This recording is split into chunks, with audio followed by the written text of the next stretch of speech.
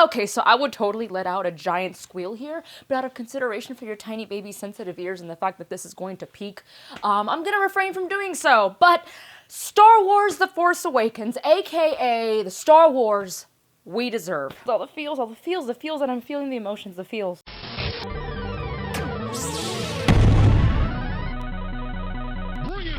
Hello, ladies and gents, 'tis I, Jenny Lorenzo, coming at you with a spoiler-filled review of The Force Awakens. Yes, you heard right.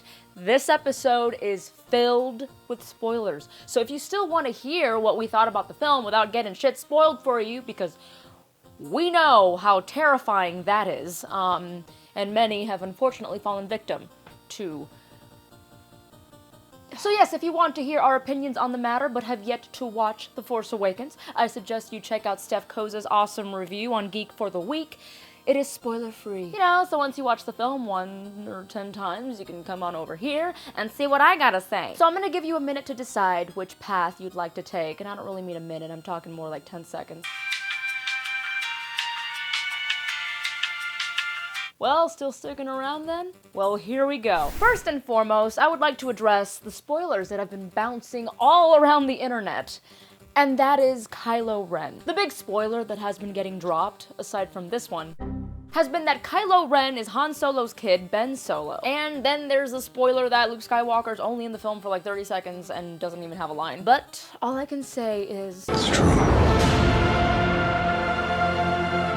All of it. This film has so much to offer, and for any Star Wars fan, the nostalgia levels are off the charts. There are Easter eggs all over the place in this film, and I love the fact that they stuck to the original film's technology. For instance, when Rey and Finn are fighting off the 2 TIE fighters in the Millennium Falcon, we see Finn trying to use the old school 70s style display screen that Luke also used in A New Hope. At one point, Finn accidentally turns on one of Chewbacca's favorite board games, and it still looks like that old school claymation. Or when Finn is digging through the Falcon and you see the old training sphere that Obi-Wan trained Luke in. I know there are so many other pieces, but I don't want to turn this into an Easter egg episode. I want to get to important shit. Not that this isn't important. First and foremost, the trailers lied to a certain degree about a lot of things. For instance, Captain Phasma and Poe, the trailers made it look like they were gonna play a major role in the film, and we barely see them at all. I was a little disappointed. I mean, everyone made such a huge deal about Captain Phasma that I thought she was gonna be like the ultimate badass. I mean, I'm pretty sure she's gonna be utilized more in the later films, but for this one at least,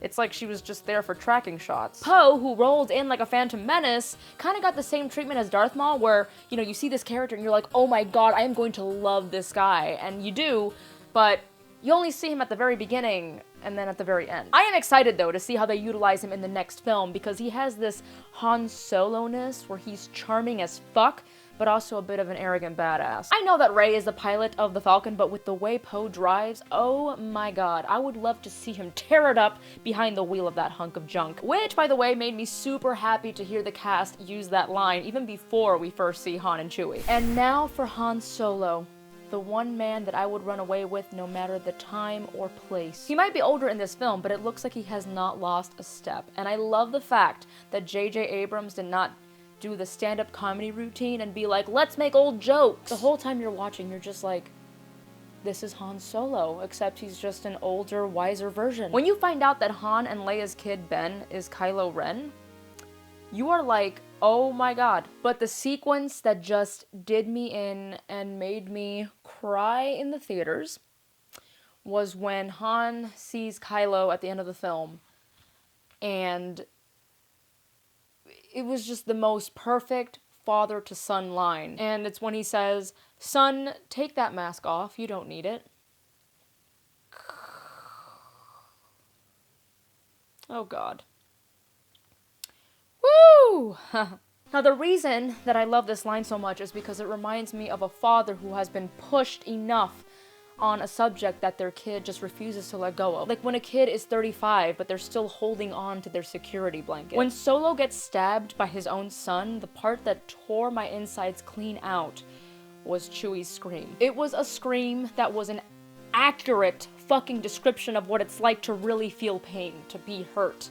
Not like the crap that Lucas tried to stuff down our throats. And then just the way that Chewie started ass-kicking his way out of that situation in that moment made you go, hell yes! And the best part is that Chewie got a hell of a shot in on Han's kid. At that moment, I wanted to start screaming, you pissed off a Wookiee! You never piss off a Wookiee!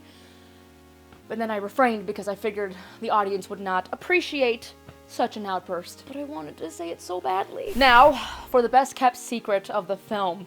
And the studios did one heck of a job hiding this information, and it is that Rey has the Force. She has it real bad. They kept trying to lead you to believe that Finn has it, but it was Rey all along, and holy crap is she badass. I love this because honestly, we need strong lead female actresses, and I love this character. There have just been countless times when folks have tried to write for a strong female lead role, and the writing has just failed miserably. But not in the case of Rey. I love her, if it's not obvious enough, and she just accepts her faith and goes on to kick some ass.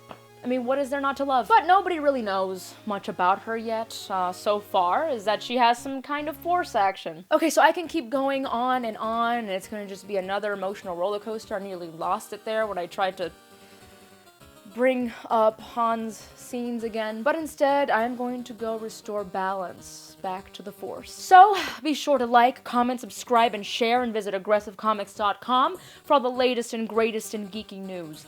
And until then, geeklings, I know I've been saying it a lot as of recent, but I think it's a good time to say it, so I will for the 500th time. May the Force be with you, and stay geeky, my friends.